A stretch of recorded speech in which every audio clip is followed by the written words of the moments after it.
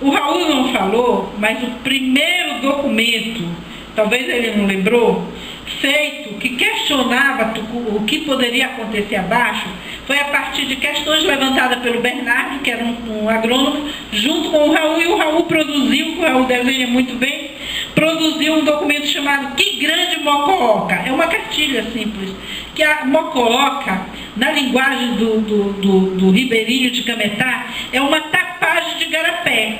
Tu tem o igarapé e tu vai fazendo uma mocooca. Tu vai botando numa parte mais rasa, aqui o igarapé acima, concentra o pescado, tu vai botando umas varas, tu vai botando uns galhos de planta e tu vai enchendo de folha e vai fazendo uma mocooca. A mocooca impede que desça a água e tu pega, tudo depois despesca. É igual o paredão, são formas de pesca. Então ele comparava a barragem, que você estava barrando o rio, com uma grande mocooca. A população de Jusante começa a se questionar o que vai acontecer. E aí, como é que fica o pescado? Uma população eminentemente extrativista que vivia da pesca e vivia do açaí. Naquela época o açaí não tinha o status que ele tem hoje, né? Não ocupava assim, as galerias das grandes academias do Brasil e fora do Brasil. E não tinha esse status, né? Era um produto barato e comido pelos caboclos, né? Tinha toda essa pompa. A partir dessa, e olha, 83, mesmo os ribeirinhos indo em massa, engrossar, o acampamento de Tucuruí, quando você pega os documentos, você não tem uma comissão conjunta. Você não tem, porque não existia uma formulação clara do que podia acontecer. Então você não tinha um objeto tão concreto, existiam questões que se levantavam.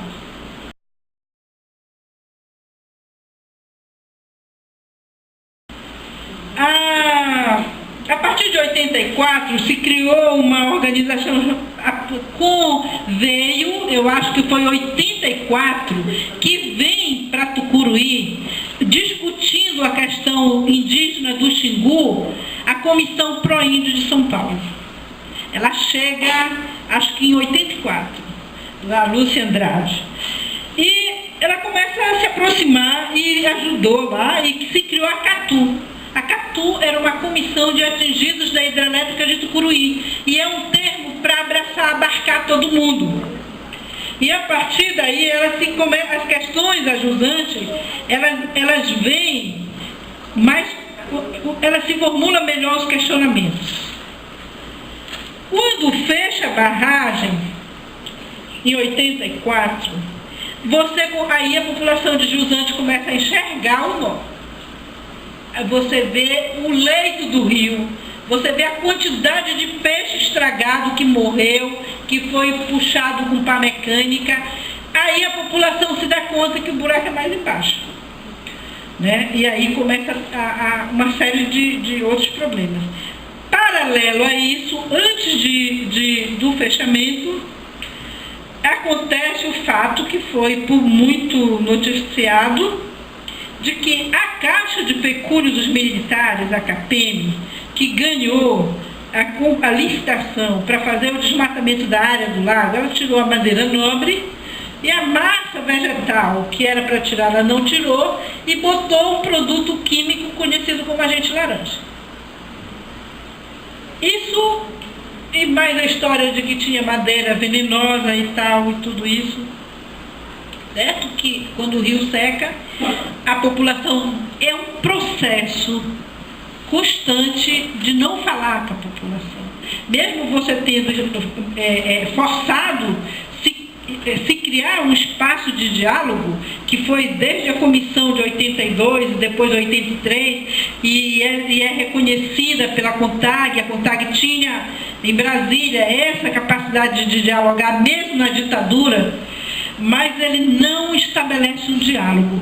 Antes de fechar a barragem, assim como no início da implantação das placas lá em Tucuruí, um avião distribuiu carta, porque se criou um movimento em defesa da vida, que aparece uma imagem do Ademir Andrade, do bispo, lá no filme, atos públicos nas cidades colocando os problemas.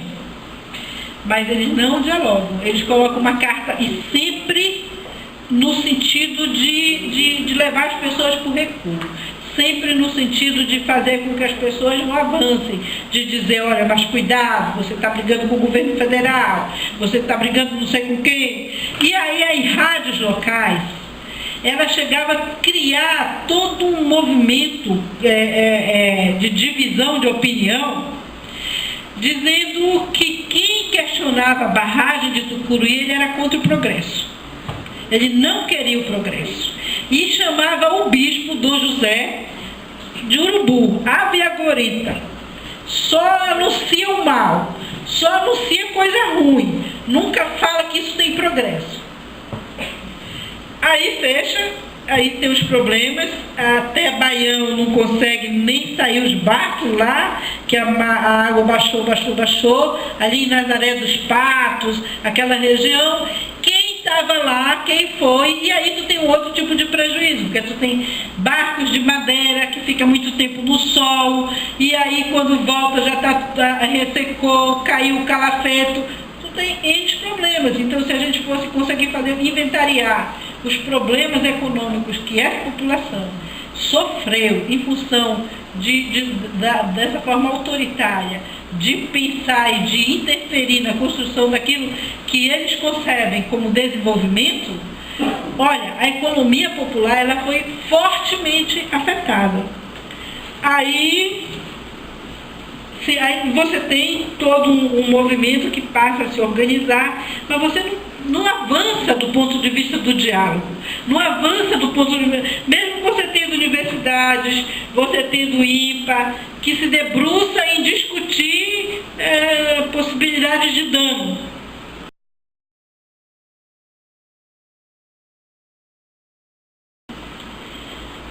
Eu fui eleita deputada em 1990, eu acho, pelo PT.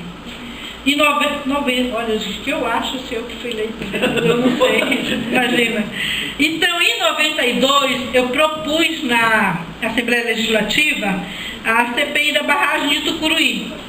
Então, foram ouvidas várias instituições de pesquisa técnicos e a população local e as instituições que participaram. Agora, hoje que a Assembleia disponibilizou as notas taquigráficas para pesquisa desses depoimentos. Eu já estou assim, mais de 40 dias indo atrás e perdido. Agora vocês vão ter. Já está disponível, então vai estar disponível para cá. Nesse período, em 92, numa articulação com a Comissão Proíndio de São Paulo, junto com o caso do Tapajós, a contaminação do rio Tapajós por mercúrio, foi apresentado no Tribunal Internacional de Águas na Holanda a denúncia dos crimes cometidos sobre Tucuruí. Né? Óbvio, gente, tanto uma CPI quanto um tribunal internacional, a quem cabe tomar as providências é o Ministério Público. Agora, a gente precisa entender de que toda essa estrutura de Estado autoritário, e tanto o Ministério Público quanto o Poder Judiciário, ele é parte de uma elite que toma o Estado e nega esse Estado aos demais cidadãos.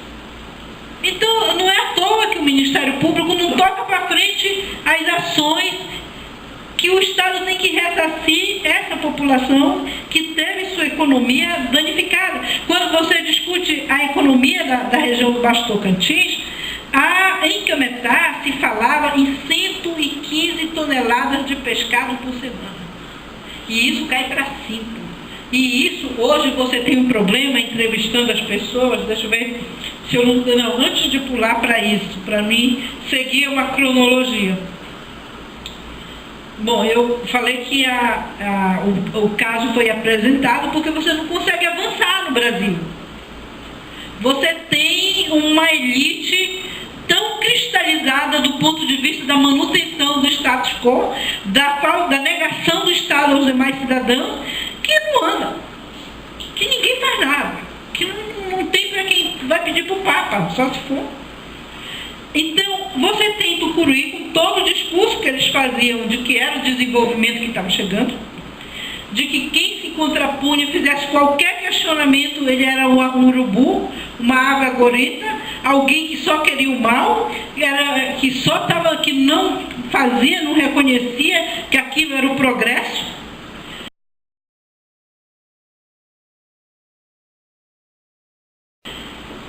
E em 1996, numa ação do movimento que chama Grito da Serra Brasil, é organizado a tomada do escritório central da Eletronorte de Tucuruí. Até então, como diz o Caboclo, a gente só chegava na beirada.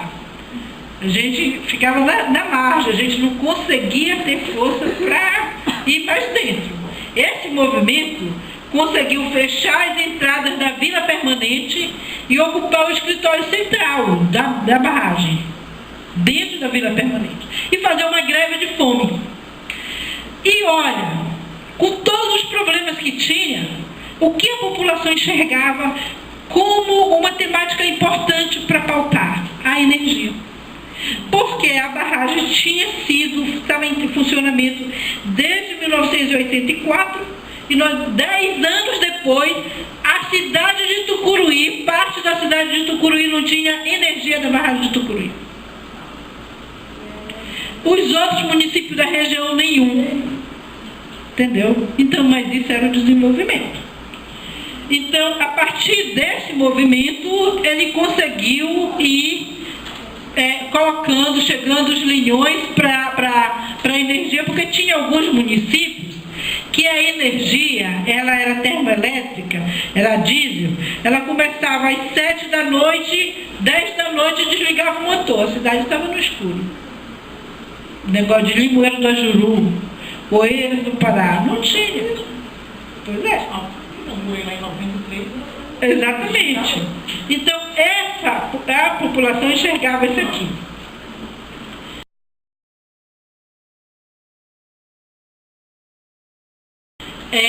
A população cria, depois desse movimento, em 92, a população cria uma organização, guarda-chuva, um movimento chamado MODEST, Movimento de Desenvolvimento da Região Tocantina. E aí ela pauta todas as questões. A questão da condição da água, porque aí passou a ter problema na água, passou a ter uma espécie de como se fosse um piolho na água. Tem toda uma conceituação técnica em função da decomposição da massa orgânica que está na área de cima, e essa decomposição ela traz para a região de baixo um tipo sei lá, um troço em cima da água, que cria muito. Teve um período que na região de cima teve mosca, você lembra, Sônia, que as pessoas reclamavam que ninguém, tu lembra, né, que ninguém podia ficar abaixo do lago, porque tinha bicho que mordia, em função da decomposição dessa matéria orgânica.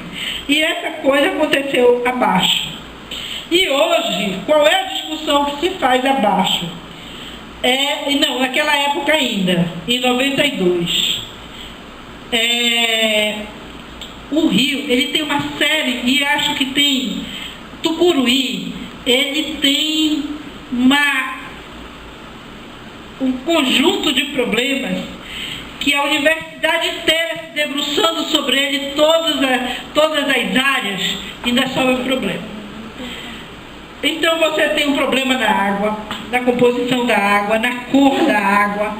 As pessoas dizem que na região de baixo, quando ela pega o pescado, meia hora depois do pescado o peixe tirado da água, a carne do peixe começa a se decompor.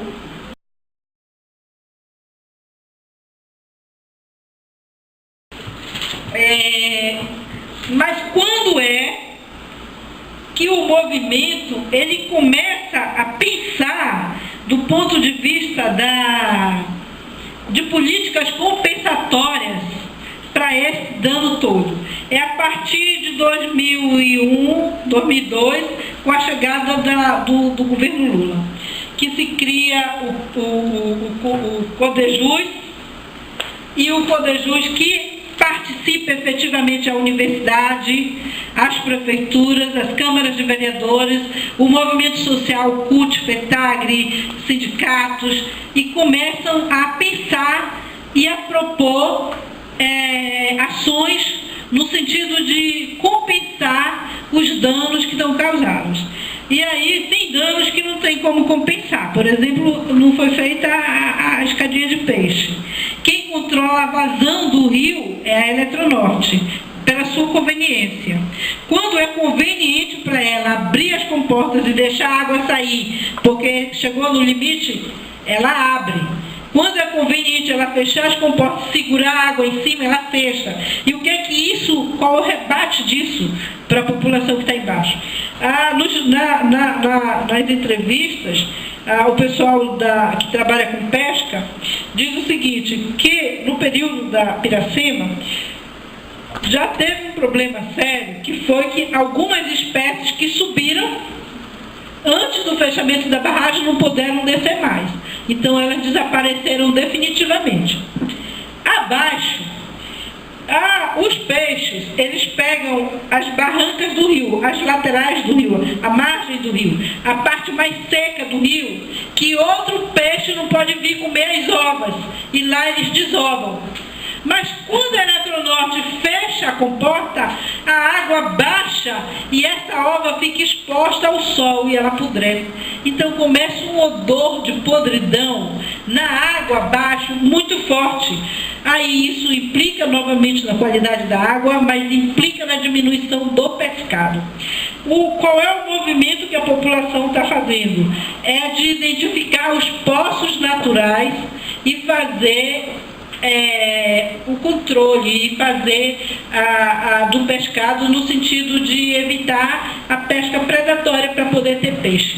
E ele devia fazer isso com aporte do Estado, fiscalizando para impedir a pesca predatória, mas agora, no governo Temer, ele tem que pagar para os técnicos virem. Se não pagar, não der suporte, os técnicos não vêm. E nessa proposta do PDJus, no governo Lula, Dilma, foi conseguido 200 milhões, mas por dificuldades técnicas, tanto das prefeituras quanto do movimento social, não conseguiu que todo esse montante de dinheiro se transformasse em políticas efetivas. O que mais que eu tinha que falar? Eu falo demais, eu tenho esse problema. Então, eu acho que no geral eu já estava concluindo. É isso, essa é o panorama geral abaixo de Tucuruí. Obrigada.